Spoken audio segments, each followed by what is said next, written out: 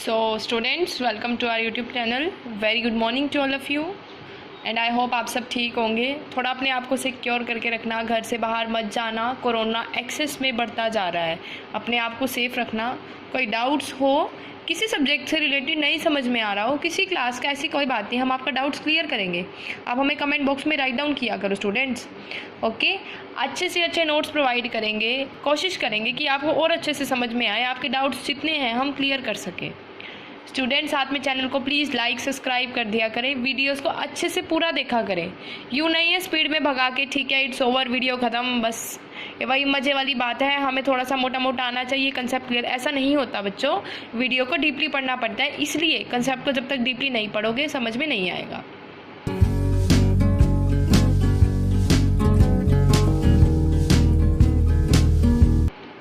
तो स्टूडेंट्स, अब मैं अपने टॉपिक पे बात करती हूँ।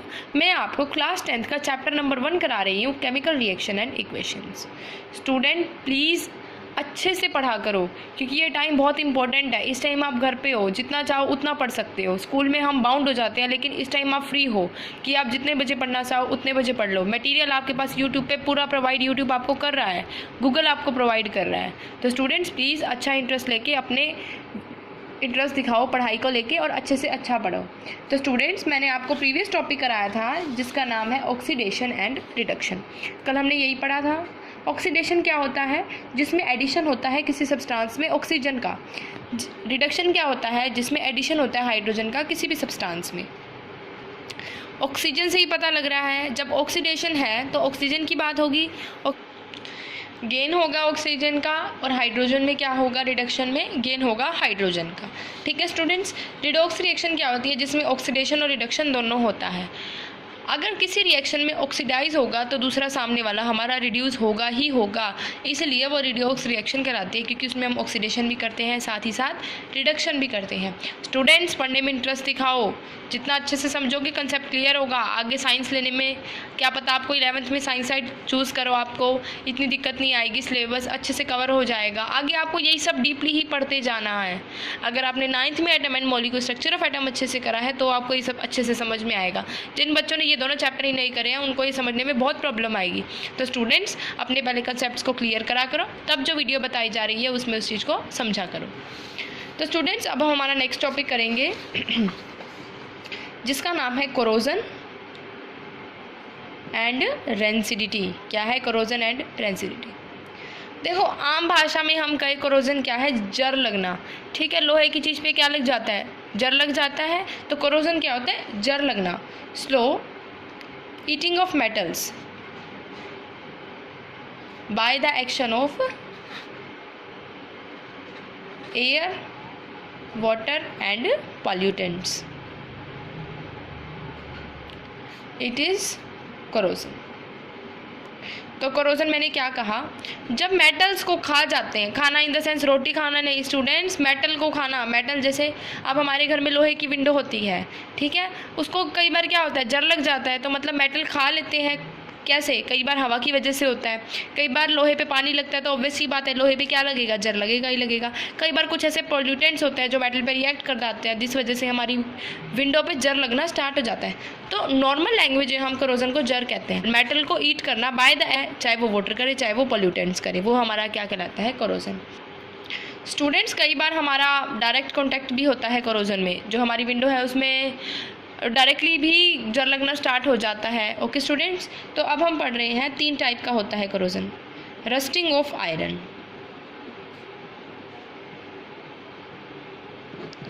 और क्या कहते हैं हम इसको? Corrosion of iron. आयरन पर जर लगना। ठीक है स्टूडेंट्स, तो आपसे एग्जाम में ये क्वेश्चन भी आ जाता है, what is the other name of corrosion of iron? तो आप क्या कहोगे? Rusting of iron. इसकी एक इक्वेशन है, वो आप याद कर लेना। क्या होता है? जब Fe हमारा ऑक्सीजन प्लस XH2 हो, वाटर के यहाँ पर X क्यों लिया है? यहाँ पर वाटर मॉलिक्यूल कितना भी हो सकता है, यहाँ पे वाटर मॉलिक्यूल क्या है? X है, हम कितना भी ले सकते हैं, 5, 6, 7, तो इसलिए उसकी हमने अमाउंट X रखी है। जब ये रिएक्ट करेगा तो मेरा क्या बनता है? Fe2O3 plus dot XH2O। जब हमारा फेरस आयरन ऑक्सीजन के साथ रिएक्ट करता है और हमारा वाटर भी उसमें मिल जाता है, तो हमारा क्या बनता है, ferrous oxide dot XH2O water के मॉलिक्यूल्स लग जाते हैं। ओके स्टूडेंट्स, जब जर लगता है तो किस कलर का लगता है, रेडिश ब्राउन। तो जब हमारी रस्टिंग ऑफ आयरन होगी तो हमारा कैसा कलर शो होगा, रेडिश ब्राउन। ये तो आपने नॉर्मली अपने घर में भी देखा है, विंडोज़ पे जर लग जाता है तो रेडिश ब्राउन कलर आता है, लोहा उतरने लग जाएगा तो ब्राउनिश कलर आ जाएगा। तो इसलिए जब हमारा रस्टिंग ऑफ आयरन में क्या होता है, आयरन जब ऑक्सीजन और वाटर से रिएक्ट करता है तो आयरन ऑक्साइड बनाता है XH2O के साथ, और कलर कौन सा फॉर्म करता है, रेडिश ब्राउन। दूसरी रिएक्शन होती है हमारी कोरोजन, किसके साथ होता है, कॉपर के साथ होता है। किसके साथ आता है, किसके साथ कर रहे हैं हम, कोरोजन कॉपर के साथ। बस यहाँ पर क्या होगा, फेरस की जगह, आयरन की जगह सॉरी कॉपर आ जाएगा, ऑक्सीजन के साथ रिएक्ट करेगा, वाटर के साथ रिएक्ट करेगा, साथ के साथ कार्बन डाइऑक्साइड के साथ भी रिएक्ट करेगा। स्टूडेंट ये रिएक्शन याद कर लेना, कई बार आ जाती है, right the equation for rusting of iron, right the equation for corrosion of iron, right the equation for corrosion of copper. तो मेरा क्या होता है, जब कॉपर ऑक्सीजन वाटर और कार्बन डाइऑक्साइड के साथ रिएक्ट करता है तो मेरा क्या बनाता है, copper dioxide CuCO3 copper carbonate. तो मेरा क्या बनता है, कॉपर हाइड्रोक्साइड भी बनता है और कॉपर कार्बोनेट भी बनता है। ये कैसे कलर की लेयर को फॉर्म करता है, ग्रीन लेयर। जैसे फुंगी नहीं लग जाती, काई बोलते हैं हम पानी में, तो वैसी वैसी लेयर को फॉर्म करता है ग्रीन कलर की। अब मेरा होगा कोरोजन ऑफ सिल्वर। सिल्वर क्या होता है, चांदी होती है, Ag + H2S से मेरा क्या बनता है, AgS + H2। और ये कैसे कलर का होता है, ब्लैक लेयर। देखो स्टूडेंट्स, आपको पता है मार्केट में चांदी सोना तो मूल भाव के रेट पे बिकते हैं, तो यहाँ पे हम चांदी की बात करेंगे। क्या होता है, चांदी लाते हैं, चांदी बिल्कुल शाइन मारती है सफ़ेद रंग की, लेकिन जब वो थोड़ी पुरानी होने लगती है तो उस पर कालापन आना शुरू हो जाता है, मतलब उस पर भी जर लगना स्टार्ट हो जाता है। किस कलर की कोटिंग आती है उस पर, ब्लैक कलर की। तो स्टूडेंट हमने 3 पढ़ा, आयरन पे क्या होगा, रेडिश ब्राउन, पेपर में आ जाता है किस कलर का हमारा फॉर्म होता है, तो रेड कलर का। और कोरोजन कॉपर पे कैसा होता है, ग्रीन कलर का।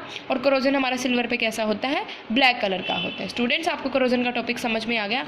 अब मैंने तुम्हें ये तो बता दिया कि कोरोजन कैसे होता है, लेकिन उसको हमें बचाना भी तो है, या सड़ने दोगे तो सब कुछ खराब हो जाएगा। तो उसको हमें क्या करना पड़ता है, प्रिवेंट करना पड़ता है। तो प्रिवेंट में सबसे पहले ले लियो ग्रीसिंग। क्या करते हैं हम, उस पर ग्रीस लगा देते हैं। Second, painting. पेंटिंग यूँ नहीं, दीवारों वाली पेंटिंग आपको समझना नहीं स्टूडेंट्स। अब जैसे लोहे पे जर लग जाता है या सिल्वर पे जर लग जाता है, तो उसको साफ़ करने के लिए हम क्या करते हैं, पेंट करते हैं, ताकि उस पर दोबारा जर ना लगे। और पेंट की पहली कोटिंग होती है, हम उसको क्या कहते हैं, तो देखो आपने, अगर आपके घर में देखो, सबके घर में स्टूडेंट्स पेंट तो होता ही है। जो पहली कोटिंग होती है वो प्राइमर की होती है। प्राइमर किस लिए लगाते हैं, ताकि जो हमारा लोहा है वो जरी ना हो जाए। लोहे को प्रोटेक्ट करने के लिए हम प्राइमर की कोटिंग देते हैं, देन उसके बाद हम पेंट करते हैं। नॉर्मली हम दीवारों पे प्राइमर का यूज़ नहीं करते हैं, क्योंकि दीवारों पे कोई जर लग सकता है नहीं स्टूडेंट्स। तो इसलिए जैसे खिड़कियाँ होती हैं, जहाँ पर लोहा होगा वहाँ पर हम क्या करते हैं, प्राइमर का यूज़ करते हैं, to prevent it from corrosion. Okay students, third किससे कर सकते हैं, बाय ऑयलिंग, तेल लगाने से। कई बार जर लग जाता है, उसको खोलने के लिए गेट वगैरह, कुंडी हमारी क्या होती है, टाइट हो जाती है, तो उसको खोलने के लिए हम तेल डालते हैं ना। नंबर 4 होती है गैल्वेनाइजेशन। कई बार पेपर में डिफाइन आ जाता है व्हाट इज ए गैल्वेनाइजेशन। तो वो क्या होती है, if iron object are dipped in molten zinc then rusting is not possible.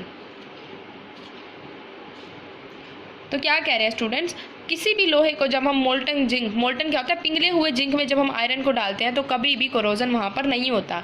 It is known as to be the galvanization. Iron objects को प्रोटेक्ट करने के लिए हम उसको मोल्टन जिंक में डालते हैं, ताकि हमारी रस्टिंग पॉसिबल ना हो। ओके स्टूडेंट्स, तो आपको समझ में आ गया होगा। 4 पॉइंट ही याद कर लो, सफिशेंट है, 5वां भी कर सकते हो।